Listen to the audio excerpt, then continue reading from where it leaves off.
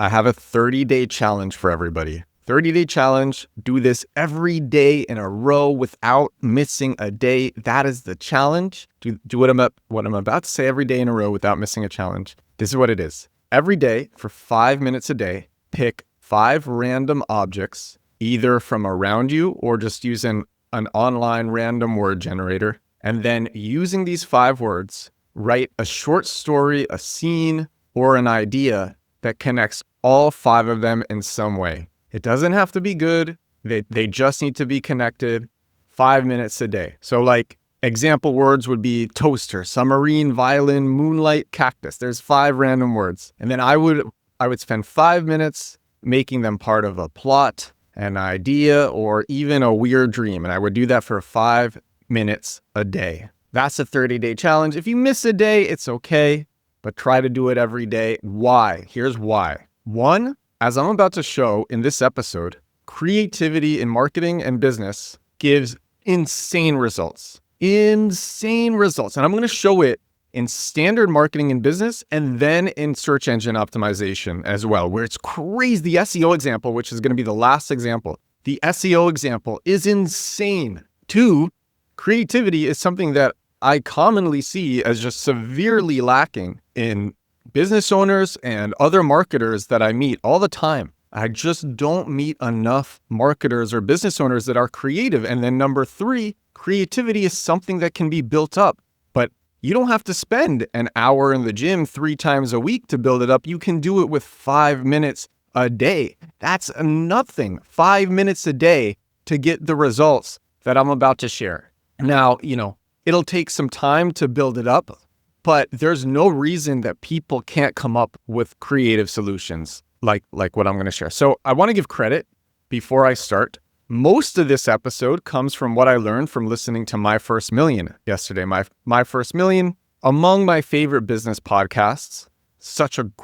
Before I started the Edward Show, I was listening to My First Million. It is such a great business podcast. And they had on this guy, Elon Lee, on, I don't know if the episode came out yesterday, but I listened to it yesterday. Elon Lee is the founder of Exploding Kittens, which is a very popular game. And he has like 4 out of 5 of the top most popular games in the world. He's a billionaire from making games. And he comes up with even when they didn't have money, they came up with extremely creative viral marketing moves that just got them so much attention, got them a lot of money. And I'm going to share these things. He uses creativity to get around the word no. When people tell him that he can't do something, he figures out how to do it. And all of these are insane marketing moves that I've done things like this before. And I want to do more of it because you cannot buy the results that you get.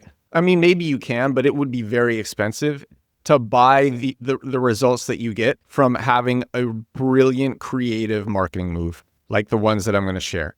So again, I would recommend the episode from My First Million, which will be linked to in the description for this show because it's a very good episode. But these are my favorite creative marketing moves and creative solutions to the word no that I got in the episode. And then after I share these things, I'm going to give the link building example, the SEO, search engine optimization, backlinks example, which is also a viral marketing stunt in its own right. So the first one isn't my favorite one, but it did result in $6.7 million. I think that's the number. I'm just going to double check. Yeah, $6.78 million. That's what this first stunt resulted in. Exploding Kittens, the game, it started with a $10,000 Kickstarter goal. They wanted to raise $10,000 to make the game and distribute the game. People liked the idea enough that they hit the goal in the first 7 minutes. And after the first 48 hours, they had raised $2 million. But that was because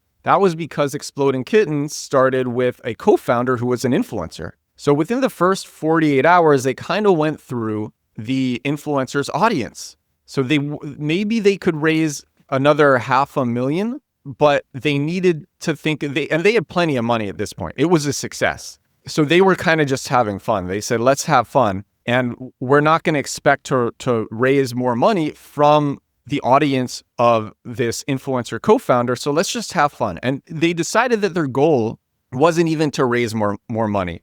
Their goal was to build community and make the community have fun. So you have the term crowdfunding, and they focused on the crowd and not on the funding. And so they would say things to the crowd like, show us weird things, tell us weird things. So show us 10 Batmans in a hot tub. Post 25 photos of real life taco cats. Someone legally had a cat named Taco Cat and then sent that.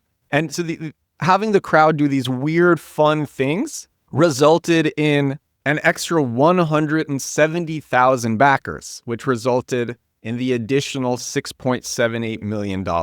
People like to do fun, weird things. Back in the day, I threw the biggest Harlem Shake in New York City. When the Harlem Shake was this trending thing, to Bauer's Harlem Shake song, and everyone was doing it in offices and different cities around the world. Me and my friend, we organized the one in New York City. We had 300 people come out to Times Square to do the Harlem Shake. 300 people from Reddit. And people came in all sorts of weird, fun costumes because people love to do that. And people literally came out. Some people commuted 5 or 6 hours to come to Times Square to do the Harlem Shake with other like-minded people because that was fun. And people put in real effort and time to do this because it was fun. And then our video resulted in, I think it was like 5 or 10 million views on YouTube. And this was back when there were no algorithms that was pushing out the interesting viral video. A video literally had to be viral. It literally had to get shared. And so that was 5 or 10 million views back then. People like to do fun, funny, creative things. And in Elon's case, in Exploding Kittens' case, it resulted in an additional $6.78 million. All right, the next one, I love this one. Back when Exploding Kittens was still pretty new, they wanted to have a booth at the Penny Arcade Expo, also called PAX. But the thing is, first of all, they couldn't even afford a nice booth. It was just a very shoddy looking booth. It was very basic. And they were told that there was no cheap ad space at the convention, at the PAX convention. The big booths were renting all the good stuff and paying a lot of money, and they didn't, despite all the money that they raised, they weren't going to spend it on this, and they didn't have a ton of money to put towards advertising at PAX. There was no cheap ad space. So that was the no that they received. And Elon Lee thought of this very creative solution. He placed exploding kitten bomb posters, basically pieces of paper, exploding kitten bomb posters in urinals that said, "You extinguish the fuse." And so you extinguish the fuse while peeing on them. And he placed them in the urinals at this convention. And this grew huge crowds and so much attention to their little booth at the convention. And it was so successful that PAX in the future had to actually start charging for ad space in urinals because PAX was like, we missed out on this. I think they tried to get them to pay for this, and they're like, no, that wasn't there. That was nowhere in the agreement. Nowhere did it say we have to pay to put things in the urinals. And so PAX was like, okay, and we're writing that into the future conventions. That's how successful this was. And this is my favorite one. This next one is my favorite one. Oh, before I say that, actually, back when we were doing that Harlem Shake in Times Square, we had all these people come out to Times Square. We had hundreds of people come out to Times Square, and I was told no, because I was basically the one organizing. It was me and my friend organizing it, but I was the one taking the lead. And our plan was to shoot on the TKS stairs in Times Square, the big red stairs in Times Square. We were going to shoot the Harlem Shake there. And we had all these people gathered. They were in front of the stairs. We were about to shoot. And then the private police for Times Square came to me and they're like, "You can't do this." And then the real police were behind them, and I'm like, oh crap, we can't do it. I'm like, okay, can we move to the side?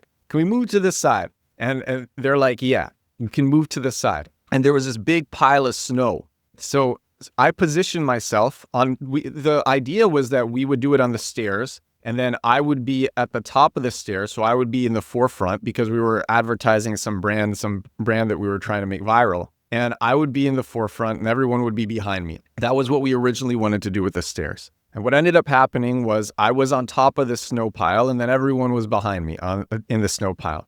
And we shot it. We shot it for, I think, 30 seconds. And then right after that, we were broken up by the NYPD. But we needed this opening shot for the contrast between, because the Harlem Shake trend, if you don't remember, it's someone is just a single lone figure is kind of dancing by his or herself.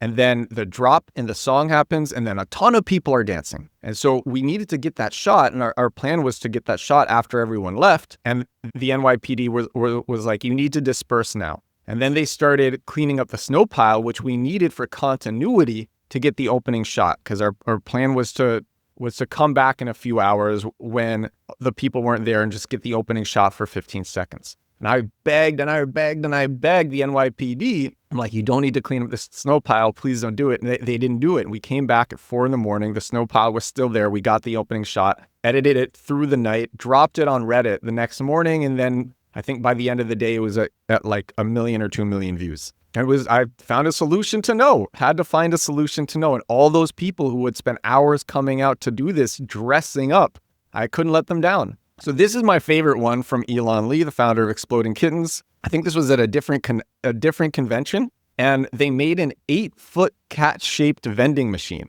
An 8-foot cat-shaped vending machine. It was manually operated behind the scenes, and it dispensed games, but there was also a $1 random item button, which would give out really weird items like pineapples or hot burritos or a bag of rocks. And this $1 random item button in this 8-foot cat-shaped vending machine, it was so fun. People found it so fun and funny. It gave out plungers with googly eyes, rubber chickens. People found it so fun and funny that the line that it created blocked the aisle, blocked all the super expensive booths around them, and then literally went out the convention center down the street. The line itself became the marketing. People saw the line, curiosity kicked in. What is everyone doing over there? And it completely overshadowed everybody at the event. And they had to get so much produce delivered to continue operating this that they were, at one point, they were told, you can't do this. We can only deliver this much produce to registered grocers. And most people would have been like, okay, well, let's just think of funny items that's not produce. But they were using a lot of produce. But most people would have been like, all right, let's just think of funny items that's not produce. And Elon Lee was like, hold on a second. What does it actually take to become a registered grocer? And it turned out it literally took, I think it was like 20 minutes to do it online, pay a small fee. And now Exploding Kittens is a registered grocer in 14 states. And most people would have just given up there. And they're like, well, let me look into this. Another one where he got to know, this was during COVID. And lots of game publishers were going out of business during COVID because warehouses weren't allowing people in. So he called his warehouse and he's like, what are you doing with the parking space? What are you doing with the parking lot? And so they brought in all these huge trucks and set up mobile mini warehouses where one person at a time could repackage the game safely during COVID. And this bypassed the facility restriction entirely. All right, the last one that I want to share the search engine optimization one. By the way, I want to recommend this My First Million episode again. Link to in the description for the show. Such a good episode. If you want to watch the Harlem Shake too, I have a link to that in the description as well. The last example that I want to share is donothingfor2minutes.com. And this was created by the founder of Calm, of the very successful Calm app, but it was created before Calm. This comes from the First 1000 newsletter, which I read all the time in the show. This link will also be in the description. And it says, in the case of Calm, Alex, the founder, went after the mass audience from day one, bypassing the common startup wisdom of finding the right customers. He did so by building a website that had orders of magnitude more potential to go viral than Calm, and used it as a lead generation machine for his meditation website. The app would come a few months later. And so this website, this simple website, was just donothingfor2minutes.com. People were just simply asked to do nothing, to not even move their cursor for 2 minutes. And the screen would sense if the cursor was moved, and there would be a 2-minute timer, and in the background was a sunset. And in the foreground was the ocean. So this is how if you're into search engine optimization and you're into link building, you manually go after all these links, or you have an email that sends out to all these, an auto email that sends out to all these people, whatever. You're never going to get this success doing straight up manual link building versus having a successful linkable asset, because that's what this is. Do nothing for 2minutes.com has 7.1 thousand root domains linking to it, 384,000 links for this simple web app. It's just a brilliant, creative thing. And now it actually redirects to com. For a while, I think it was just like try com, which was on the site. Now the site overall just redirects to com. But if you're doing standard link building and you're not trying to think of linkable assets are my favorite method of SEO link building by far, because the results that you can get with a small amount of work, but you have to be creative. The results are crazy. 7.1 thousand linking domains from some of the biggest publishers in the world, Wired, TechCrunch, etc., all of those. 7.1 thousand websites are linking to do nothing for 2minutes.com, which now redirects to com. 384,000 backlinks. Insane.